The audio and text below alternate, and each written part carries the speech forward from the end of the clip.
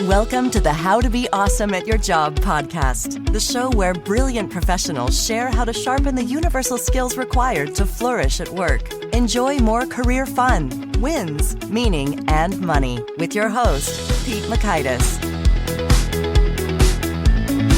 Hello and welcome to episode 857 with Laura Gassner Otting, LGO, if you will. We brought her back because she has got a wealth of insight. Once again, this time talking about why success sometimes doesn't feel as awesome as you thought it would or should, and what the heck do you do about that? This interview was very special to me because we took some unexpected turns and we entered some powerful emotional territory. This might be the second or third time a podcast guest has had me quite tearful in a powerful way, which I hope is powerful and useful for you as well. So you'll learn 1, why success often makes us feel conflicted. 2, how to turn impostor syndrome on its head. And 3, how to find your confidence when doubt settles in. So if you want to check out the show notes or the transcript or the links to items that we've referenced, please visit us over at awesomeatyourjob.com/EP857. Check out some of our goodies, full text searchable transcripts, the Gold Nugget summary write-ups to your email, all kinds of goodies at awesomeatyourjob.com. Here's a bit about Laura. Laura is an author, catalyst, and executive coach who inspires people to push past the doubt and indecision that keeps great ideas in limbo by helping audiences think bigger and accept greater challenges that reach beyond their current limited scope of belief. Laura delivers strategic thinking, well-honed wisdom, and perspective generated by decades of navigating change across the startup, corporate, nonprofit, political, as well as philanthropic landscapes. Laura is the author of Limitless, How to Ignore Everybody, Carve Your Own Path, and Live Your Best Life, as well as Mission Driven, Moving from Profit to Purpose. Her most recent book is called Wonderhell, Why Success Doesn't Feel Like It Should, and What to Do About It. Big thanks to Laura for sharing her wisdom with us, and big thanks to our sponsors. Check them out. One sponsor to check out is EarthBreeze. I recently saw a Netflix documentary that talks about all the plastic that we throw away and we try to recycle, but it doesn't really get recycled. So I've been trying to reduce my plastic, and the most wonderful way that I've been doing so has been skipping those gigantic laundry detergent bottles for EarthBreeze detergent sheets. EarthBreeze detergent comes in super convenient cardboard, plastic-free packaging, so it's much more eco-friendly than your normal detergent. And I love how portable and quick and easy they are, and I save a pretty reasonable amount of time skipping having to carefully pour and measure liquid detergent into the machine by just tossing a quick and easy sheet in there.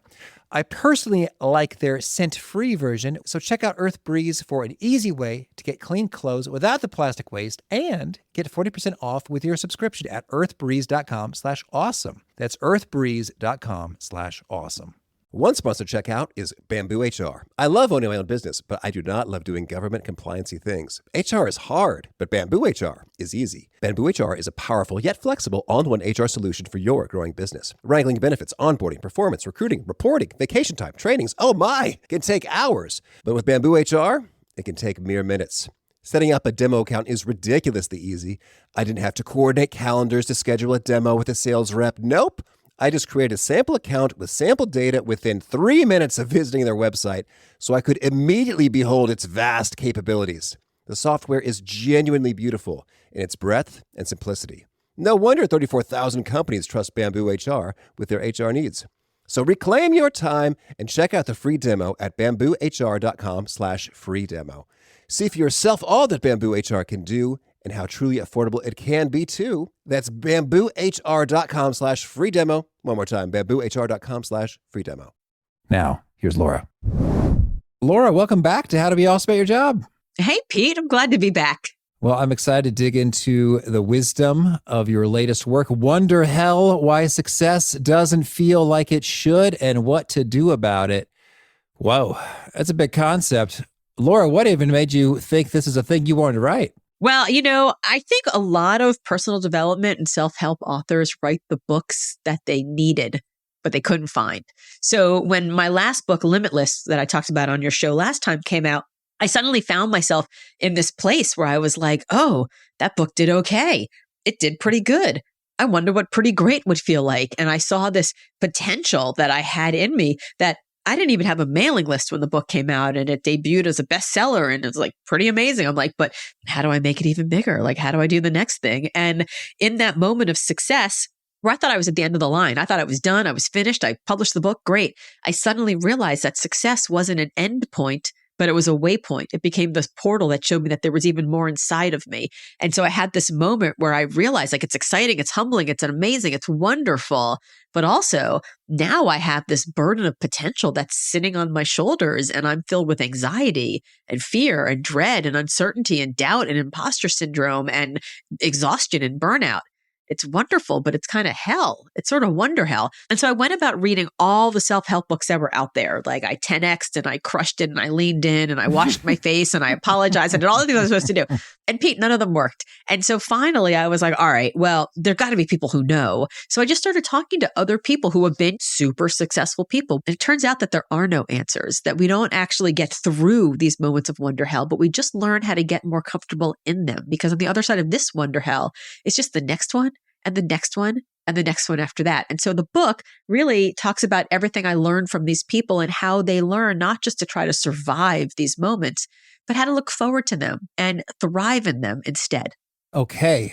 So then let's capture the main idea here. So we achieve a success, a goal, a victory, something cool, and maybe it exceeds your expectations. Like, whoa, all right, there we go. And so then you're suggesting the common emotional experience for such achievers goes like what? Well, so what happens is every time we experience success, whether it's a huge success, like I just sold my first company, or a small success, like I just sold my first consulting contract or my first tube of lipstick. Like it doesn't have to be like this huge, massive thing. We think we're like, okay, we've been sold this bill of goods that like once we succeed, everything gets easier. Like once you just get to the other side of this project, this potential, this committee, this promotion, everything will get easier. And what I learned from my own experience and from all the people that I talk to is that it actually doesn't get easier. In fact, it gets harder because every time we achieve something, we realize that there's more inside of us. Like the success becomes a portal to everything else we could be. And so we feel this faster pace, this bigger hunger, this drive to see what else is out there and what else we could be. And because of that, success never feels as good as we think it's going to feel because it's never the end point. It's just the waypoint. Well, I'm intrigued, Laura. You say bigger hunger. I think sometimes I've heard tales, I experienced a touch of this myself, that instead of a bigger hunger, it's just sort of like, okay, well, I've been chasing this thing for a long time and I got it, and that's really cool. But now what? I don't really have a new big dream or goal or thing I'm after. And in a way, it could be sort of a downer. I think like there's less hunger. So did you see that as well? Or how do you think about this vibe? Yeah, absolutely. And for a lot of those people, there's this moment that feels almost a little bit like burnout. So I wrote the book, it sort of emulates an amusement park where like, you go to an amusement park, you think it's going to be fun. You're going to like go to all the towns, you're going to go to all the rides, you can eat all the food, it's going to be great. And then it's like 3:00 in the afternoon and you're a little sunburned and you're a lot dehydrated and that corn dog in your stomach is not so happy and you're in line for the roller coaster and you're like, do I really want to go on this? Like I was told this was going to be fun. I thought this was going to be fun. So success is kind of the same way where like you get to that goal and you're like, I thought this was supposed to be fun. Like, why do I just feel kind of blah, right? Like, why doesn't it feel better when I'm here? So the book is sort of organized around an amusement park and there's 3 towns. There's Impostor Town, there's Doubtful, and there's Burnout City. So Burnout City, the first ride, like all the chapters are rides, the first ride of Burnout City is the merry-go-round, which is that moment where you just say no to hustle porn. You're like, I've done the thing, I've crested the mountain, and maybe right now, like I'm okay where I am. Like I achieved the big work thing and now I want to spend time focusing on other parts of my life. So we're told that like we need to keep going, like bigger, better, faster, more. As soon as you achieve something, you need to be, what's the next thing you want to achieve? And so for a lot of the people that I spoke to, they saw their lives sort of in these seasons where there's a time for them to be building their businesses. There's a time for them to be growing in their jobs. But then there are also times when they're like, you know what, maybe I don't want to take on the next big thing, the next big promotion. Maybe I don't want to syndicate my podcast. Maybe I don't want to take on the job that's going to put me on the road all the time because I've got small kids, right? So like, it's not even necessarily a case of like, I don't know what the next big thing is. It can also be a case of like, even if I do know what the next big thing is, maybe I don't want to do that. Like, I don't need to keep bigger, better, faster, more growing. I just want to explore this other part of my life right now because I've already done that thing over there. Well, hey, since we're in Burnout Town, let's complete our tour and then visit the other two towns. And so, yeah, if folks find themselves in this kind of a spot, are there some cool stories or best practices you recommend for dealing with that effectively? Yeah. So one of the stories that I actually talk about in Burnout Town is the story of Jordan Harbinger, who is the Jordan Harbinger Show, a very popular podcast. And he was approached to syndicate his podcast. It was a very successful podcast. People approached him to, 10x the thing.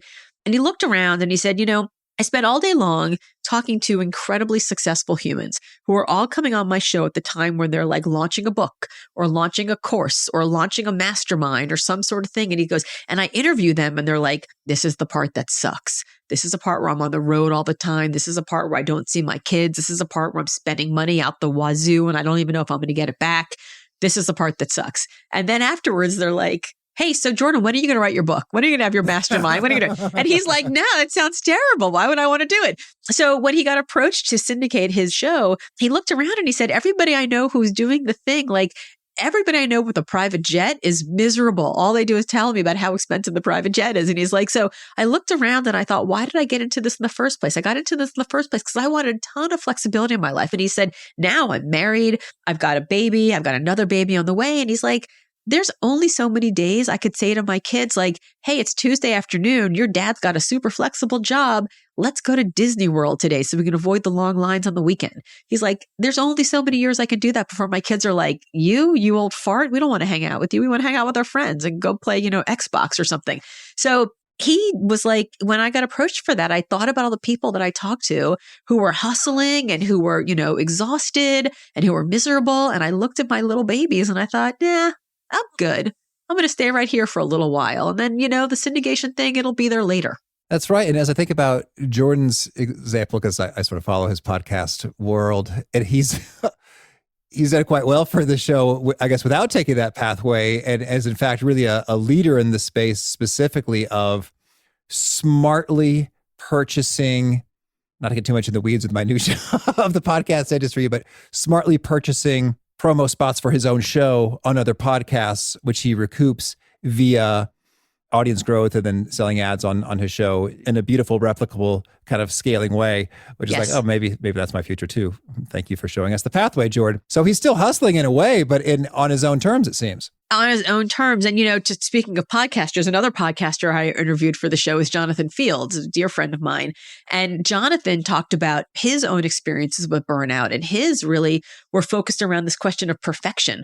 Right. So when he was younger, when he was a teenager, his grandfather just passed away and they were cleaning out his grandfather's house. And he said, I went down to the basement and I found this pile of old paints and an old door frame. And I stuck the door on a bunch of, cement blocks and I just started painting and I lost myself for hours in the painting. And it was the first experience I ever had of like being in flow about something. He said, so I decided I wanted to start painting album covers on jean jackets. And in my mind, I had this vision of what the album covers would look like on the jean jackets. And then I would try to paint them. And I was not able to produce what I saw in my mind, the thing in my mind that I had literally no right to expect because I had no experience painting. And he said, and then I would take these terrible jean jackets and I would destroy them. And I was so filled with like self-hatred about the fact that I wasn't perfect at this thing that the self-punishing behavior became super damaging. And he said, and that I took that perfectionist drive and I took that through law school, through an early career in law. Until one day I realized that I was like literally putting myself in the hospital because I was so stressed about the perfectionism. And he said that he learned much later, and I learned this through my research, that there are 3 different types of perfectionism. And there's only one, which is like self-oriented, like wanting more from ourselves, which is even remotely good for us. But what he said was, now he's older, he's in his 50s. He looks back and he says, the truth is, I just released my last book. It debuted as a USA Today instant bestseller. He said, I'm not that proud of that. He goes, I'm proud of it. He goes, but I'm prouder of the fact that on page 34, the third paragraph of chapter 4, there's a paragraph that I couldn't have written 5 years ago. I wasn't capable of doing it. And now I know that when I see something that's hard, I don't go, God, I can't do it. I'm not perfect. I think, isn't it amazing that I get to spend the next 10 years getting better at that thing? So from the stories of Jordan Harbinger and Jonathan Fields and your other research, any sort of key prescriptive to-dos you'd recommend if folks are in that space of, hey, just had a big success and now having some burnout, what's to be done?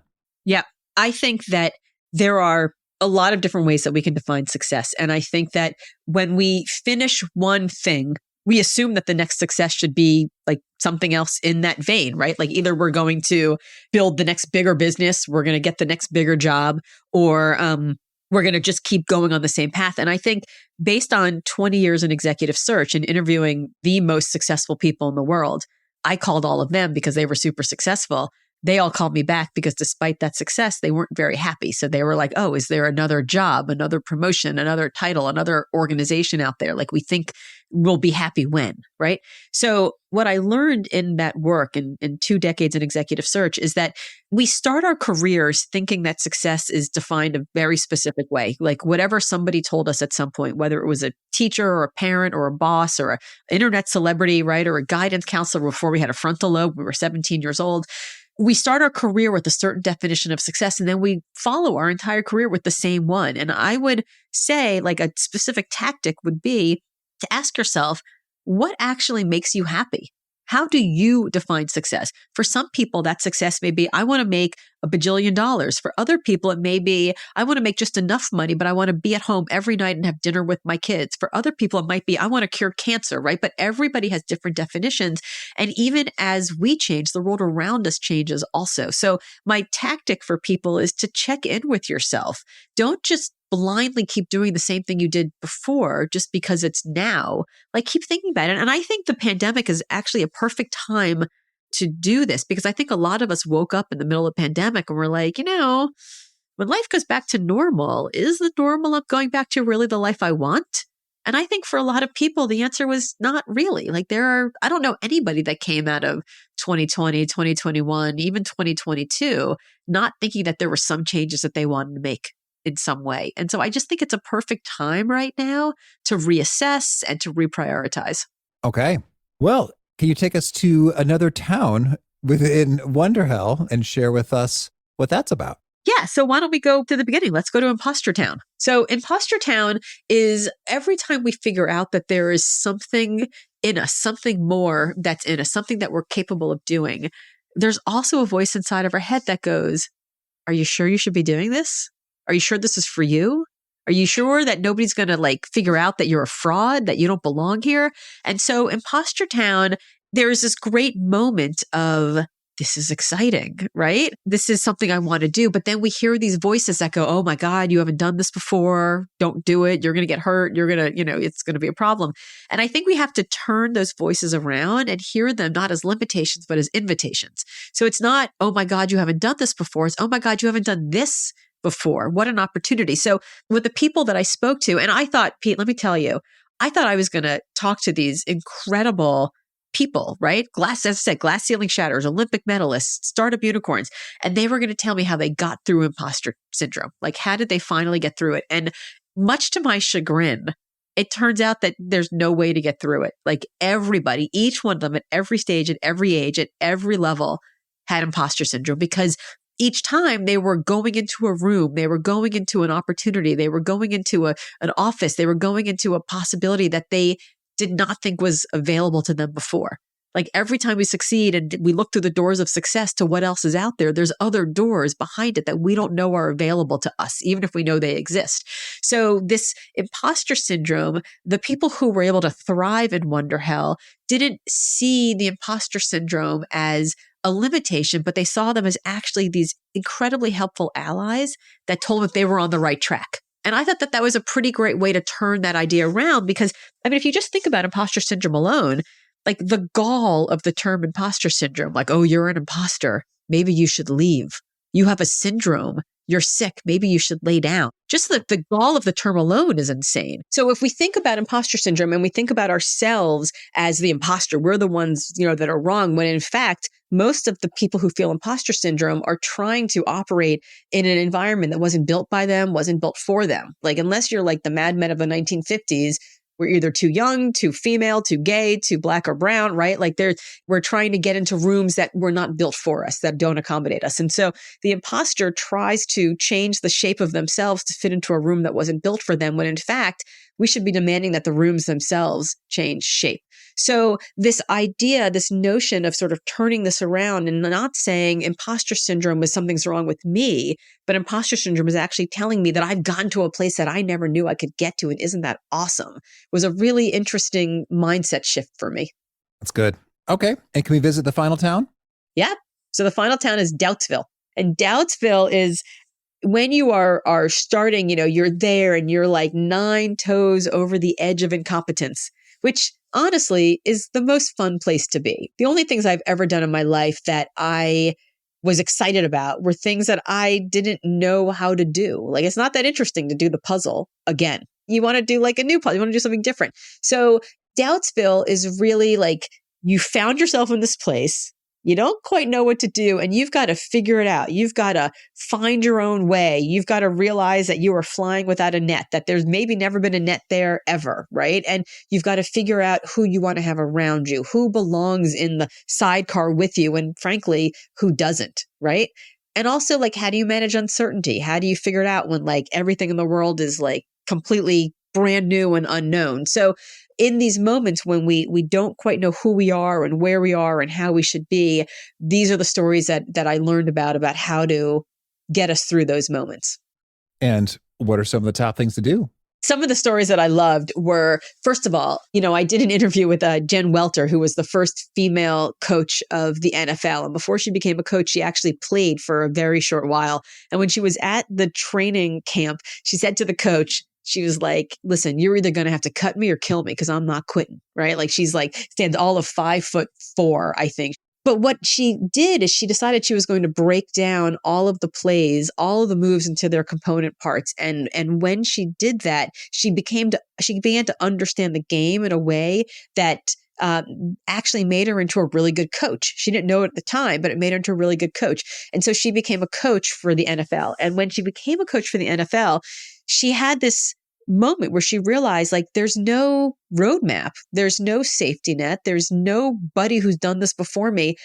I'm going to be the first girl, but I'm dead set on not being the last girl, right? So she knew she had to do well by all the women who could come after her. And she said, if I decided to do what everybody else did, if I decided to do what everyone else did and I try to like go toe to toe with these giant football players and yell at them, I'd be toe to toe, but I'd also be like eyeball to belly button. Like, I wasn't going to be able to do the thing the way everyone else had. So she said, I became the master of the lean in, of the pull aside. Then I pull the players aside and I would whisper, because everyone can lean in for a whisper. I became the queen of the pull aside, the strong pull aside. And I would whisper and I would tell the players what they should do. And I was so good at it. And they could tell that I knew the game and I loved the game and I understood each component part, that when I finished, they were like, that's great, coach. What else you got for me? People respected her. But so she could have done it the way everybody else did it and failed. Like, in this moment of doubt, a lot of times we go, who else is out there? How are they doing it? Let me do exactly how they're doing it. Or she could say, I have to do it my way. I have to learn how to do it my way. And if I do it my way and I'm the very best at my way, then I can succeed. And so I think a lot of times we forget that what got us there, it might not be enough to get us where we want to go, but it certainly is enough to build on a foundation of where we're going from there. Another story I'll tell you from that section is a story of Dorie Clark. And Dorie she's an author who I know. She's written a lot of great personal development books, and she's a professor at Duke's Fuqua School of Business. I mean, she's one of the top business thinkers in the world. But she also wants to become a Broadway producer. That's right. She mentioned this. Yes. So this is this phenomenal thing, right? Like, she has this, one of her books is called Reinventing You, and it's all about how to reinvent yourself. And so she's reinventing herself as somebody who's going to score Broadway musicals. And so she decides she wants to do this, and she applies and gets rejected from, and then applies again after some coaching, and finally gets into one of the top Broadway musical scoring programs in the world. And so she's there on the first day and everybody is going around the room talking about what they've done. And this one's won a Tony and that one scored 6 musicals. And she's like, I've scored 3 whole songs.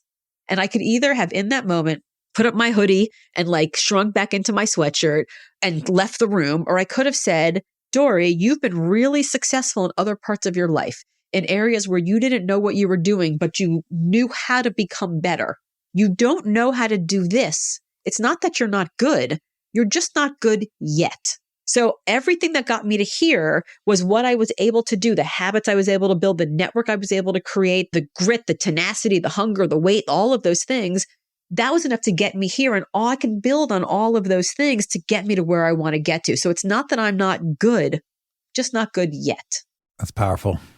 That's really good. And I've heard it said, if you're the smartest person in the room, you need to find some other rooms. I say that all the time. Yeah. Maybe you told me that, Laura. You're the smartest person in the room. You're in the wrong room. And Dory often is the smartest person in a lot of rooms. And so it's pretty cool to be able to step into that spot. And I think it's actually quite endearing if someone said, hey, you know what? You guys have wisdom and experience far beyond mine. And I'm really excited to learn from you all. That as someone who is more experienced in that room, I get excited to be with that person and say, ooh, here's someone who's eager and they're not, I guess they're the opposite of stuck up, inflexible, uncoachable. It's exciting to say, ooh, someone's about to have a transformation here and I get to have a little role in it. And well, I guess that's kind of my thing. But even if you're not a podcaster or in the personal development world, it's just a good human feeling to be a part of that. Yeah. It's funny. People always ask me like, who's in my inner circle? And I say like, I have 3 types of people in my inner circle. I have aspirationals, like people who I want to be when I grow up, people who are way more successful than I am in the thing that I want to do. My aspirationals. They're the ones that I call for advice. They're the ones who give me these mentoring moments. They're the ones who give me like a kick in the ass when I need it. They don't let me settle for mediocrity. My aspirationals. Then I have my peers, and my peers are the ones who are like, they're in the foxhole with me. They're like on the same track as me. And we complain about stuff together. We whine about stuff together. We celebrate together. We learn from each other because they're learning one thing about what we're doing. I'm learning another thing. So we can like power of 2. So the peers are really great. And then there are the mentees, and having people come to me for advice, I have found is the greatest way to get rid of my imposter syndrome ever. It's the greatest way for me to get rid of my doubt ever, because if I'm teaching somebody something that I know, I might not even remember that I know the thing. Yeah. Like it's a great reminder of how far I've come, how much I've learned, how hard I've fought. And I think that if you can, on a regular basis, be part of somebody else's transformation, it continues to build your own transformation because it reminds you that you actually do know a thing or two. That is perfectly said. And that's been my experience a number of times when folks are asking for advice or, oh, hey, Pete, could you do a talk on this thing? And I thought, if I were in your shoes and you wanted to talk about productivity, I mean, I'd probably book David Allen or Greg McEwen, or if you want to talk about effective presenting, I'd probably go to Nick Morgan. I'm thinking of like the super luminaries in the field. Yep. And they're like, yeah, Pete, we don't got that kind of budget. It's like, all right, fair enough. Or it's like, I just want to have a quick chat because we're buds and, just tell me what you know. And I was like, well, okay, I guess, sure. And then it's like, I just get on a roll. And then it's like been an hour and they say, okay, well, I want to be respectful of your time. And I'm thinking, no, I'm having fun and I actually have a lot more to say apparently about this thing. Absolutely. So I was like, oh, okay, I guess you got to go. So I guess just take those 12 points and 5 experts and, 6 books and hopefully that'll do something for it. It was like, I guess I know a lot about that thing. I know, but isn't that great though? Don't you find in those moments that you're like, oh, okay. I mean, maybe I am myself becoming a luminary. And that's pretty cool. Like, I think it's pretty amazing because, I mean, you are a professional student. Like, I think that's pretty cool. Like, your job is to learn all day long, is to read books and to watch talks and to talk to people about big ideas. That's pretty special, right? So I think people would be really lucky to be able to bend your ear for some advice. Oh, shucks. Oh, thank you. And it really is a dream come true. And I appreciate it. Just feels nice personally to be reminded of that. And so when people say, so Pete, what's next for your career? It's funny. Part of me thinks like, well, this is kind of like everything. Does there need to be a next? I'm not sure. I can't tell you how many podcasts, how many journalists, how many just friends that I've talked to. They're like, what's your next book going to be about? And I'm like, my next book? Can I just have this? Can I just have this book right now? Can I have this one? Yeah, totally. Yeah, but I think that's a thing. Like, I think people need to put us in a box, right? Like everybody likes to have shortcuts. So when I sold my last business, I sold my last business to the women who helped me build it. And I ran into an old friend at Starbucks who I hadn't seen in years. And she was like, so what are you going to do now? And I looked at her and I'm like, I don't know. I'm going to figure it out. And she just did not know what to do. She like had this look of fear, of horror, of uncertainty. I think part of her was like jealous that I suddenly had freedom to figure it out. I think part of her was questioning whether or not she should leave her job so that she can do something else. I think part of her was like, I don't know who you are when you're not LGO CEO of the search firm. Like, where do I refile you? I was like a hanging Chad. Like she didn't know what to do with me. And I think people want that shortcut. So I think a lot of times when we ask people for advice, they rush us to solution because they're uncomfortable sitting in the discomfort with us. In 2021, I was very, very ill. I didn't know if I was going to see 2022. It was 10 months of chemotherapy infusions. It was like a bad year. And I had so many people that were like, oh, you're going to be just fine. You're going to get through it. And as soon as I was through it in remission, it was like, it's behind you. It's never coming back. And finally, I had to turn to some of those people and say, you know, when you tell me in the middle of it or just after it, when I'm still processing it, that it's all fine and it's over, you're actually discounting me and my emotions and needing to actually understand what happened. And I understand that you're not comfortable with me saying, yeah, I'm a little worried that maybe it'll come back. But just because you're not comfortable doesn't mean that you get to steal that away from me. Like if you're not comfortable sitting in my discomfort with me, you can go. It's fine. You can leave. But that people feel the same way, whether it's about health, whether it's about divorce, whether it's about unemployment, like whatever the sticky thing is, I just want to say to people, like, you can just say, oh, that seems really hard. I'm sorry you're going through that. Or that seems like an adventure. I can't wait to see what you do next. Like, it's okay to be in the unknown. Like Wonderhell's all about that, right? It's like, how do you sit in the discomfort of not knowing where this is leading to, knowing that it could lead somewhere amazing, or you could fall really short. And I just think we all have to get a little more comfortable being uncomfortable sometimes. Laura, that's powerful stuff. I'm tearing up over here. That was a lot. That was heavy. Well, one, I mean, you're just such a gift to the world, and I'm glad you made it. And so that's great.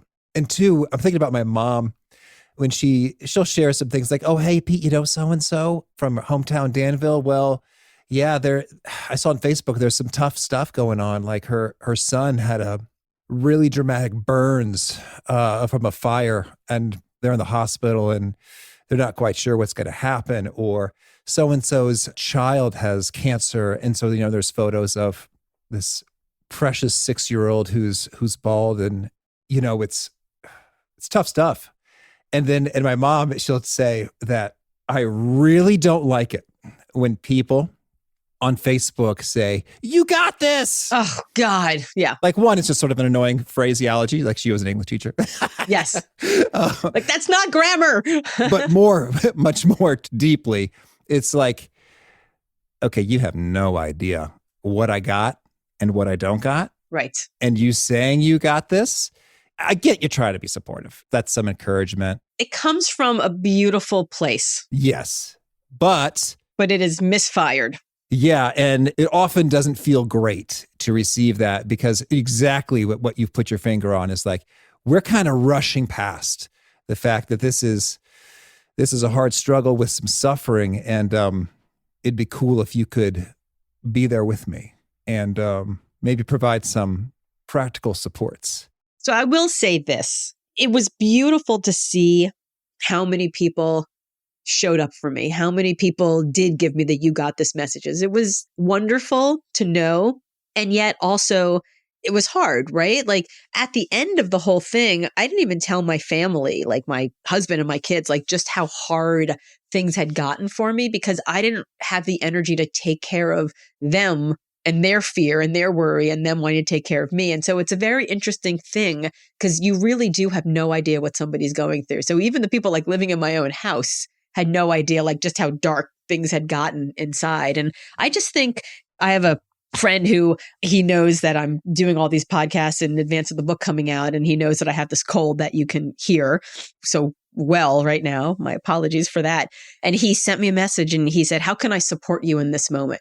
And I thought, what a great question, right? It's not like you're fine, you'll be great, power through. He's like, how can I support you in this moment?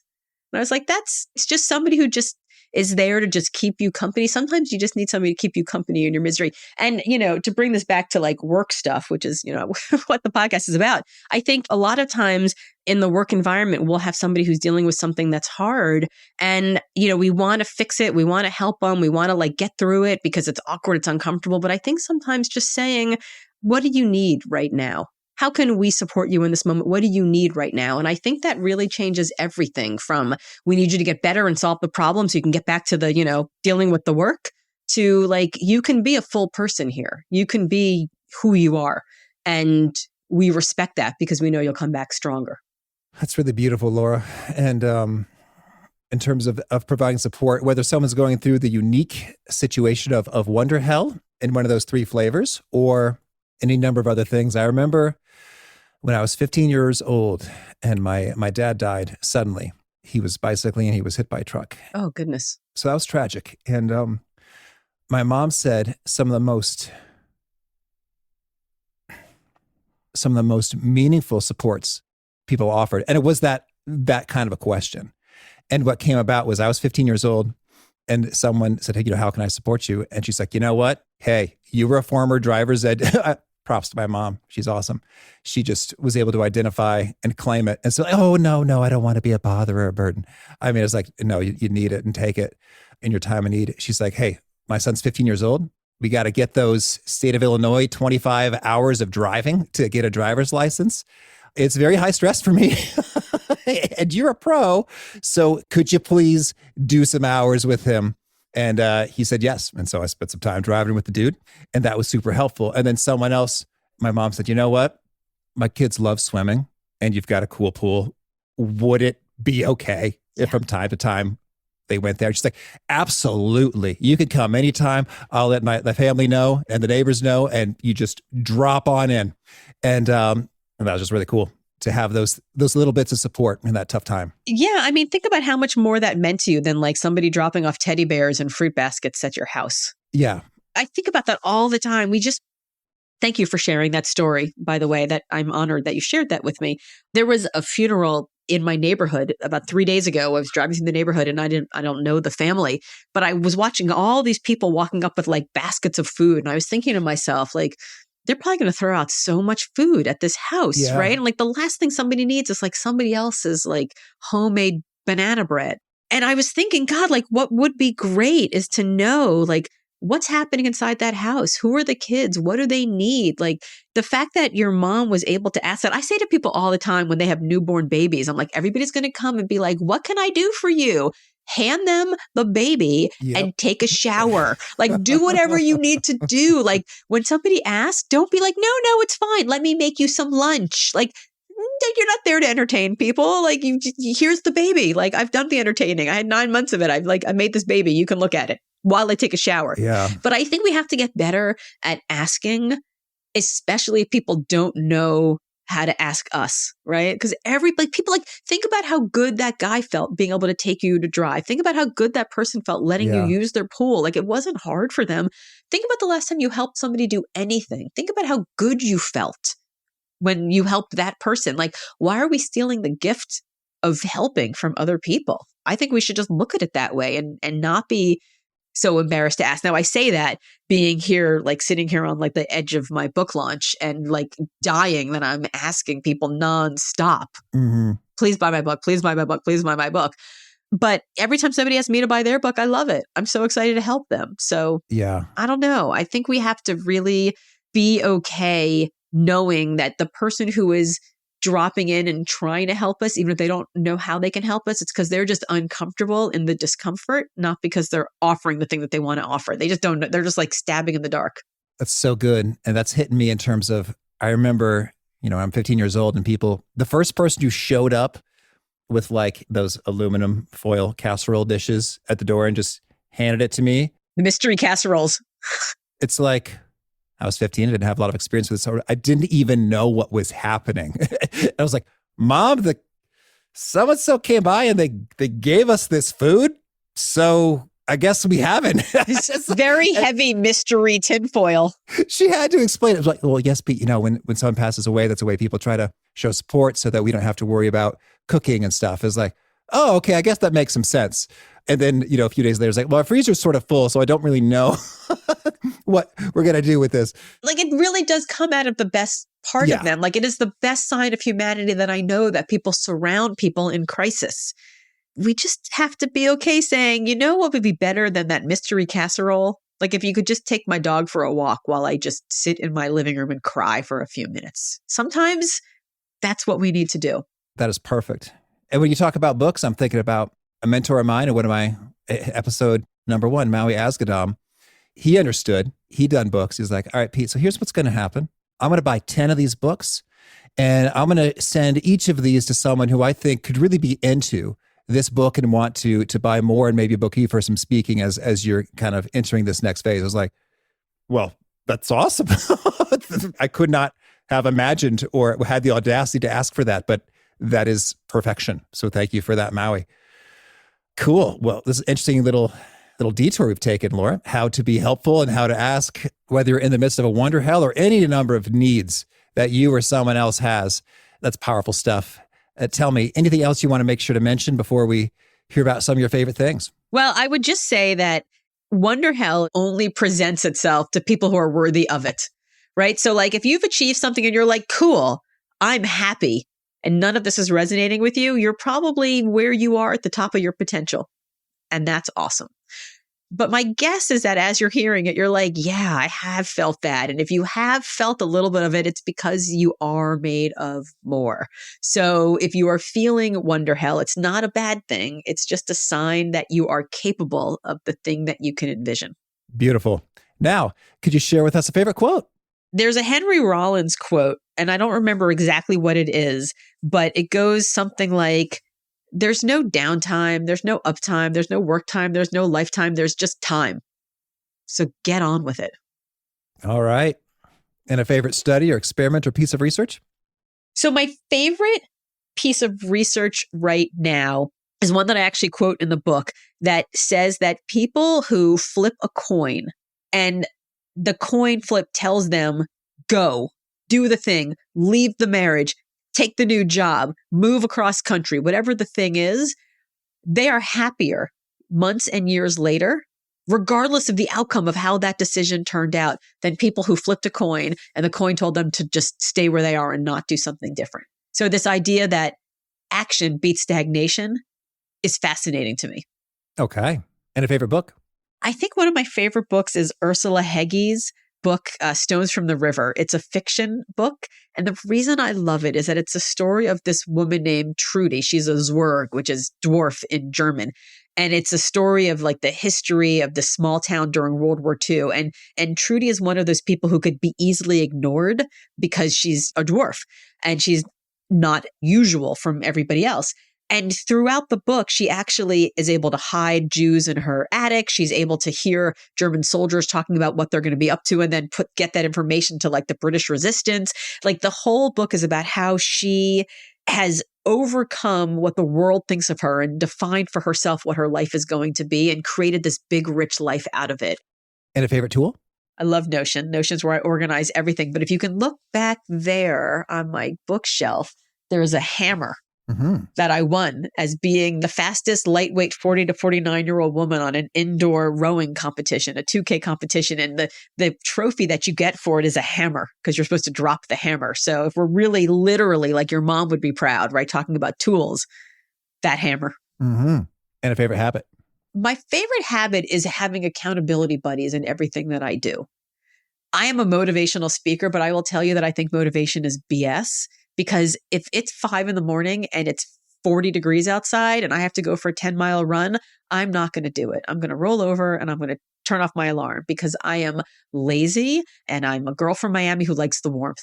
But if it is 4 a.m. and it is 20 degrees outside and I told you I was going to meet you for a 10-mile run, I will be there every single day of the week because I will always break a promise to myself, but I will never break a promise to you. So my favorite habit is finding accountability buddies for everything that I want to do. All right.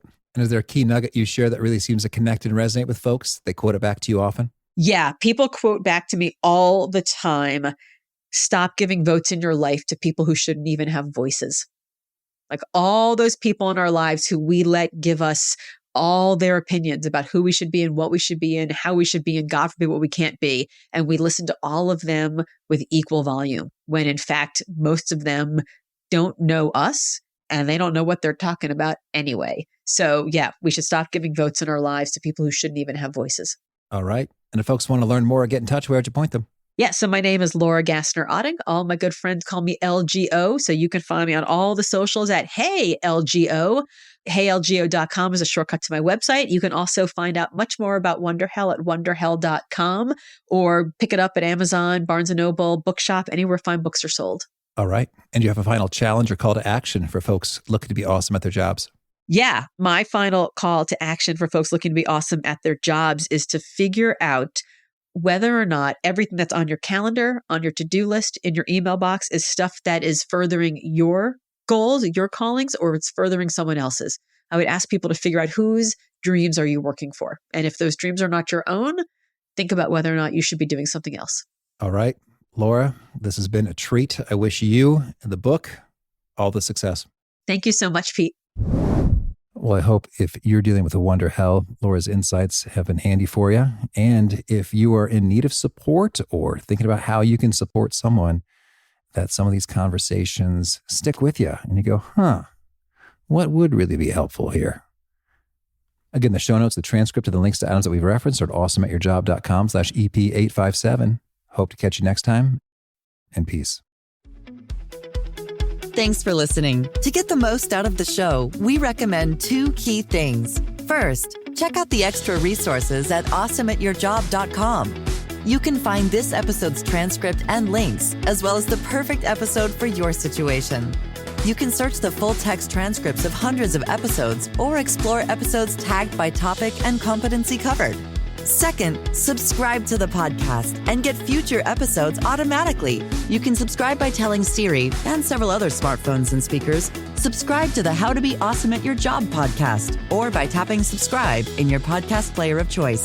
If you'd like some extra help figuring out podcasts and how subscriptions work, visit awesomeatyourjob.com/subscribe for guidance. Hope to catch you on the next episode of How to Be Awesome at Your Job.